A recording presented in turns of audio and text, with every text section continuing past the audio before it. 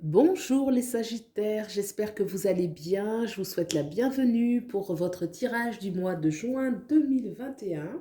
Donc j'ai interrogé ici une carte majeure du tarot de Rider-Waite pour voir un petit peu les énergies qui vont vous accompagner tout le long de ce mois de juin.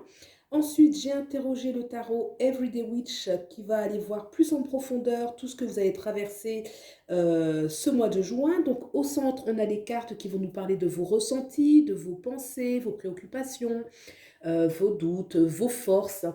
Ensuite, la carte à gauche va, elle, nous parler de là où vous venez pour mieux comprendre ce que vous vivez actuellement. Puis ensuite, la carte à droite, on va aller voir votre futur proche, ce vers quoi vous allez. La carte au-dessus va nous parler du domaine social et professionnel. Et enfin, en dessous, la carte du domaine privé, sentimental, le foyer. Voilà, donc on va aller voir tout de suite l'énergie qui vous accompagne pour le mois de juin. Le monde. Alors ça, si c'est pas une belle carte, c'est une des plus belles cartes du tarot. Le monde nous parle d'accomplissement, de quelque chose qu'on peut avoir ce mois-ci qui va apporter une grande satisfaction, qui va être un petit peu la consécration d'un grand travail, donc une réalisation, un accomplissement, une satisfaction, la reconnaissance, l'épanouissement. C'est la carte qui parle en fait de succès. D'accord? On va aller voir un petit peu comment vous interagissez avec cette belle énergie qu'est la carte du monde. Le monde nous parle aussi de voyage, hein, de voyage à l'étranger, des distances qui sont assez loin du lieu où vous vivez. Ça peut être un voyage à l'étranger, ça peut être un contrat avec l'étranger. Le monde peut nous parler de ça également. Alors, comment vous interagissez avec ces énergies? On a la reine de Pentacle, le chariot, arcane majeur, le pendu. D'accord. Alors, on va d'abord regarder deux arcanes majeures, c'est important. On va d'abord prendre la carte qui est au centre, qui nous parle un petit peu du cœur de lecture. On a cette reine de Pentacle. La reine de Pentacle, c'est une énergie où il y a de l'abondance, où il y a de l'abondance matérielle, quelque chose qui nous met vraiment en sécurité, dans un confort matériel de sécurité. On se sent bien, on a la maîtrise un petit peu du monde matériel, on sait gérer sa vie, donc une grande maîtrise, un grand contentement avec la reine de Pentacle. On a tout de même à côté deux cartes. Donc le chariot nous parle. Le chariot, on voit qu'il y a un choix à faire. Il y a un choix à faire entre deux directions. On est un peu en pause. Bon, la mobilette, on peut imaginer qu'elle est le moteur allumé. Donc, c'est une petite pause parce que voilà, on ne sait pas trop si on doit aller à droite, à gauche. Mais c'est important puisque le chariot nous parle qu'il est temps de prendre une nouvelle direction qui va nous amener vers le succès. Le chariot, c'est une carte très positive. Ça nous parle d'un succès, mais qui va se faire par le mérite, qui va se faire parce qu'on a enclenché, on a appuyé sur la pédale et on a enclenché le mouvement. On a fait l'effort de partir vers quelque chose de nouveau, peut-être un inconnu. Hein, on voit clairement avec le visage de ce personnage qu'il y a peut-être un petit peu de peur, mais en tout cas c'est nécessaire certainement pour déployer cette assise que l'on a justement à côté, cette reine de Pentacle. Hein. Alors on a maintenant le pendu. Hein. Là je disais bien qu'on avait une notion de mouvement et qu'on était un petit peu en pause. Et là on a le pendu. Le pendu, c'est une énergie pour le coup qui est très immobile. C'est une énergie d'immobilisation, une énergie de... On peut se sentir bloqué. Alors ce blocage peut être quelque chose, un frein extérieur à une situation concrète qui nous empêche de prendre la décision, d'avancer comme on le voudrait, hein, comme on le voit ici avec le chariot. Est-ce que c'est d'ordre psychologique, c'est-à-dire qu'on a un peu peur du changement, ou est-ce que pour opérer ce changement, il faudrait revoir un petit peu son point de vue, réajuster un peu comment on peut voir les choses pour pouvoir avancer. En tout cas, le pendu va venir mettre un temps d'arrêt par rapport à cette énergie, à ces énergies qui sont indispensables à résoudre, puisque cette énergie du chariot demande à partir, demande à oser, hein, pour avoir cette assise justement de cette reine de Pentacle qui, elle, est dans une parfaite abondance et un parfait bien-être. D'accord, on va regarder maintenant d'où vous venez pour comprendre un petit peu et où vous allez. Alors, d'où vous venez, on a le 8 de Pentacle. Où vous allez, on a le hiérophante, arcane majeur, donc c'est quand même assez fort hein, au niveau vibratoire. Alors le 8 de pentacle, c'est une énergie qui nous parle de travail, de persévérance, de concentration.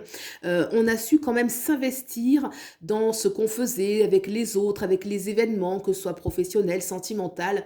Une énergie de concentration, d'implication, on est impliqué, on est plus concentré sur le travail que sur le résultat, j'ai envie de dire, ou en tout cas, il y a une énergie de persévérance avec le 8 de Pentacle, une énergie de travail, presque de labeur, où on va être vraiment dans les choses concrètes, matérielles, et une énergie aussi d'efficacité, où on est vraiment concentré sur ce qui doit être fait. Donc c'est pour ça quand même que c'est intéressant de voir qu'avec cette carte du monde, il y a quand même une notion de récompense, de satisfaction, peut-être suite à quelque chose qui nous a demandé beaucoup d'investissement, beaucoup de patience aussi. Hein. Le 8 de Pentacle, il y a une énergie de patience, de concentration, on reste vraiment focus sur ce qu'on doit faire. Et on va justement ensuite en passant par ces énergies avec le hiérophante. Le hiérophante nous parle clairement d'une plus grande assise intérieure, de stabilité, de bien-être, de connaissance de soi aussi. Hein. Avec le hiérophante, il y a une grande connaissance de soi.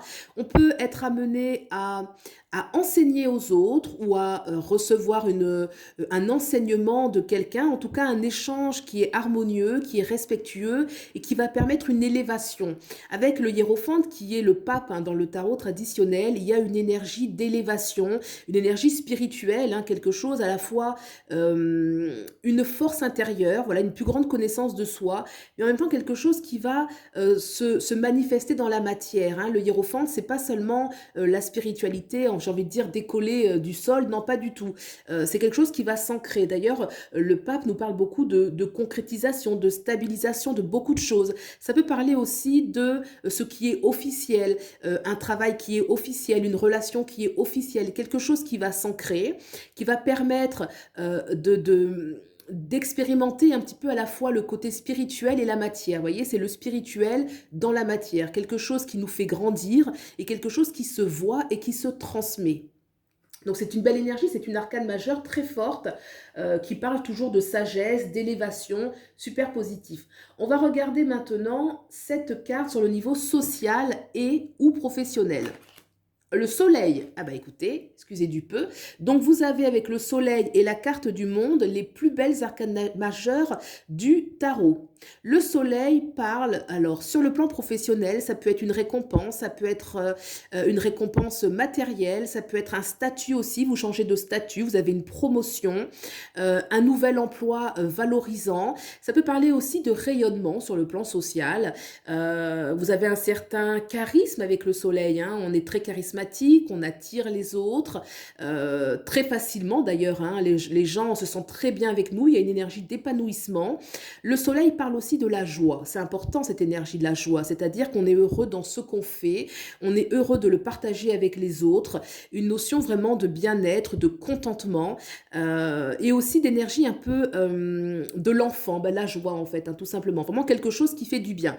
Donc là c'est sûr qu'au niveau social, il y a quelque chose qui se passe pour vous, sur le plan certainement aussi matériel, social. La reine de Pentacle, oui, elle parle de l'abondance matérielle, donc on retrouve aussi ce succès qu'il y a ici. Elle parle aussi de la sécurité, une sensation de sécurité, de bien-être en soi et avec les autres, ce qu'on retrouve aussi avec le soleil et le monde. Voilà.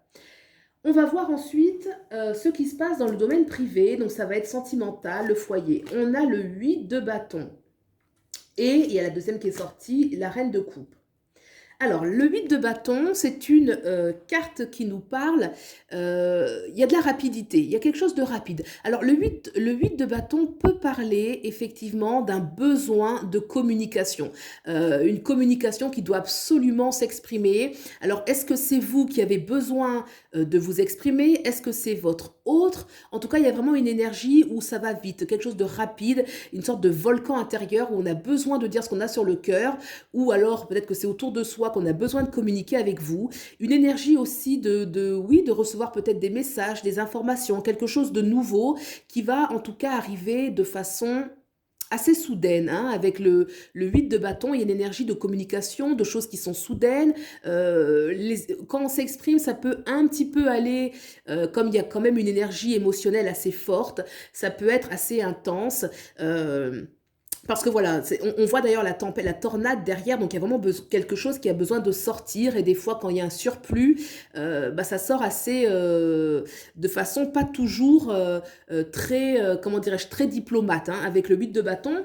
On a tout de même cette reine de coupe, justement, qui vient nous parler qu'il y a un besoin sur le plan émotionnel, peut-être de communiquer, pour pouvoir justement libérer des énergies en soi, d'émotions, d'amour, et de retrouver avec cette reine de coupe vraiment un certain bien-être. Donc il y a une communication qui est très importante pour libérer cette reine de coupe qui, elle, voilà, elle va incarner les émotions, le bien-être émotionnel, la force émotionnelle intérieure. Ça peut nous parler, comme je disais, avec les messages qu'on peut recevoir, les communications qu'on peut avoir. Ça peut aboutir aussi sur un échange sur le plan relationnel, un échange sur le plan sentimental qui va favoriser l'amour.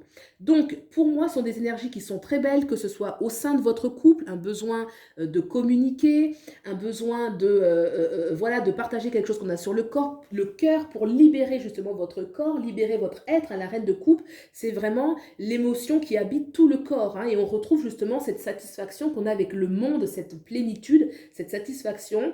Ou alors, ça peut être pour les célibataires une ouverture au niveau de la communication pour éventuellement rencontrer l'amour. Voilà pour les Sagittaires. Eh bien écoutez, j'espère que cette guidance générale vous a plu. Vous pouvez bien sûr aller voir si besoin des compléments, votre tirage donc de l'ascendant et de votre signe lunaire pour avoir des compléments d'information, puisqu'il s'agit bien sûr d'une guidance générale. Voilà, et bien si ça vous a plu, je vous remercie de liker, de me laisser vos commentaires et puis de vous abonner, ça me soutient beaucoup. Je vous souhaite un excellent mois de juin, je vous souhaite le meilleur et je vous dis à bientôt. Au revoir.